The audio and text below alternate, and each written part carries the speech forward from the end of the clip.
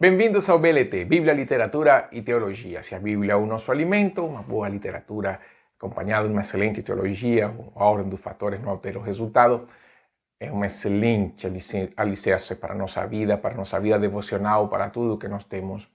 Eu quero hoje compartilhar com vocês um livro que é este daqui, um livro excelente, A História das Doutrinas Cristãs, de Louis Berkhof. Nós lembramos de Berkhof pela sua teologia sistemática, mas ele tem outros livros, ele escreveu outros.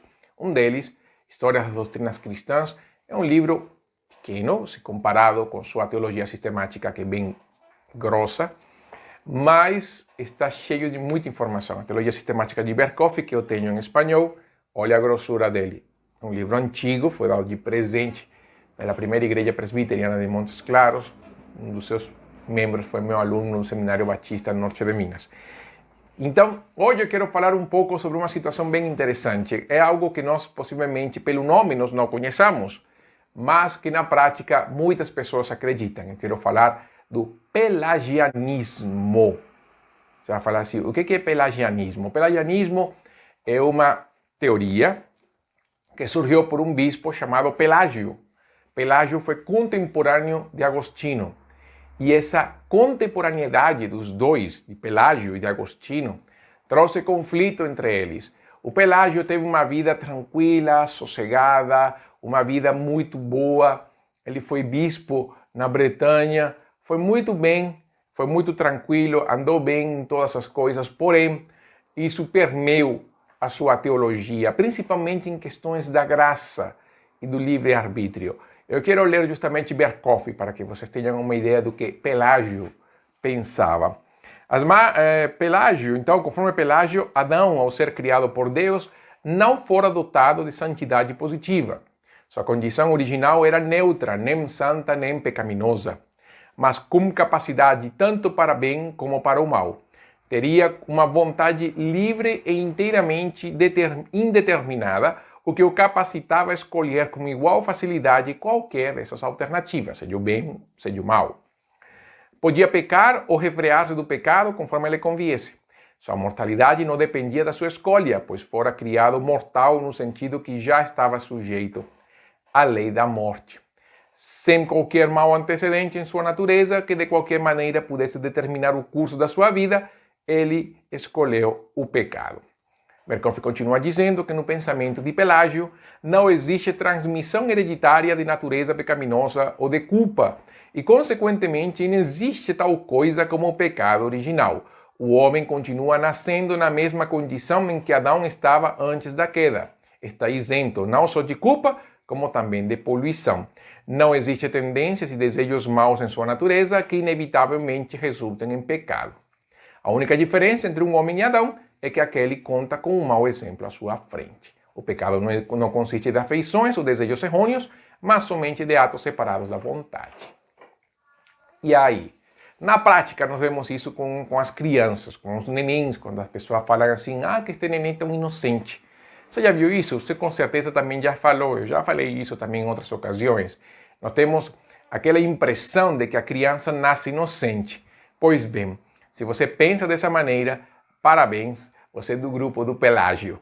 Então, qual o problema do Pelágio? O problema do Pelágio, se nós podemos dizer que há algum problema, mas que tem, e é verdade, há um problema com Pelágio, é justamente aquela ideia de que o pecado não vem dentro da nossa natureza.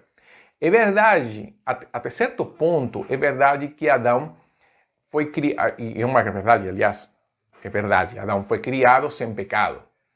Mas Adão foi criado sim com uma santidade positiva. Ele tinha a opção de não pecar e ao mesmo tempo Adão não foi criado mortal.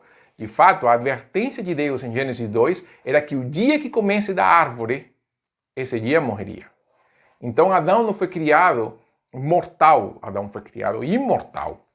E outra coisa, quando nós vemos Romanos capítulo 5, nós vemos que o pecado, a natureza pecaminosa, o que é conhecido como pecado original, porque vem da nossa origem, da nossa essência, ele sim vem a todos nós. A Bíblia diz em Romanos capítulo 5 que o pecado nasceu em Adão e por Adão veio a todos os homens, porquanto todos pecaram. Adão sendo o nosso representante naquele momento, no dia que Adão pecou, todos nós nele pecamos juntamente, por isso a natureza pecaminosa está em nós, viva, permanente, nascemos pecadores. Para Pelágio isso não podia existir. Por quê? Porque Pelágio teve uma vida muito tranquila. Pelágio não teve esses problemas. Nasceu num lar cristão. Pelágio foi um cristão exemplar, foi um cristão tranquilo, trabalhou na Bretanha de uma maneira boa, sem dificuldades, houve conversões. Então ele pensou assim, a vida é desse jeito, então deve ser assim e a Bíblia deve trabalhar dessa forma. Mas a Bíblia não vai trabalhar esse conceito. É verdade que o conceito do Pelágio nós vemos isso até hoje. Quando se pensa que o homem nasce bom e as circunstâncias se tornam mal. Salomão fala algo parecido em Eclesiastes, mas na verdade Salomão se refere a Adão. Deus criou o homem bom. Deus criou Adão bom. Nós vemos isso na Bíblia. Quando Deus cria o homem e a mulher, a Bíblia fala que Deus viu que era muito bom. Mas quando Salomão fala que o homem buscou muitas perversidades, é justamente a ideia de que o homem se perdeu e a partir desse momento toda decisão é errada. Gênesis capítulo 6 vai trabalhar isso, de que o pensamento do homem é contínuo para o mal. Deus vai repetir isso depois do dilúvio. Nós vemos isso em Romanos capítulo 3, nós vemos isso em Jó, quando fala que o homem bebe iniquidade como água. Nós vemos isso ao longo da palavra de Deus. Nós vemos isso em Efésios capítulo 2, nós vemos isso em Tito capítulo 3 também. A natureza pecaminosa do ser humano, ela é extrema, ela é difícil, ela é dura e ela é uma realidade. Não existe pessoa inocente, não existe criança inocente, não existe um neném inocente. Todos somos pecadores. Todos nascemos condenados. Todos nascemos já com um carimbo da condenação nas nossas testas. Por isso, a importância da pregação do Evangelho, inclusive para crianças. Não pense que por uma criança ser criança, ela é salva, porque ela não é. A salvação vem por Cristo Jesus, o nosso Senhor. Há um mistério que não há como resolver. A Bíblia não fala com relação àquelas crianças que não conseguem falar e que ainda o seu desenvolvimento cognitivo está em processo. A Bíblia não fala, mas uma coisa a Bíblia é clara, nós devemos pregar o Evangelho a toda criatura. E outra coisa, nunca pense que nós somos tão bons, que Deus então teve misericórdia de Deus e nos salvou. Pensar assim é ser um semi-pelagiano. Sim, é um semi-pelagiano. Por quê? Porque coloca bondade em nós suficiente para Deus nos salvar. E a Bíblia não vai mostrar isso. Uma leitura de Romanos, nos primeiros 5 capítulos, vai mostrar que esse pensamento necessariamente é herético. Então não há nada em nós que nos aproxime de Deus. Então por que Deus nos salvou? Tito vai falar isso, é a bondade de Deus, é a misericórdia de Deus. Ele nos salvou não por causa das nossas obras de justiça, mas por causa da sua misericórdia e graça. Quando Pelágio colocou a sua teoria, justamente as dificuldades que houve com Pelágio foi que ele colocou a natureza humana acima da graça de Deus. Mas quando nós vemos que nós somos realmente pessoas perversas e que o nosso pecado nos afasta do Senhor, nós contemplamos Jesus, contemplamos a cruz e vemos realmente quão grande amor Deus teve por nós. E nós podemos ver João 3,16 de uma maneira mais sublime. Porque não foi por mim, não foi por você, não foi a minha vida que moveu Deus. Ele mesmo quis nos salvar, Ele mesmo quis dar a sua vida em resgate por nós. Então, não sejamos pelagianos ou semi-pelagianos. Dependamos da graça de Deus, da suficiência de Cristo como Salvador.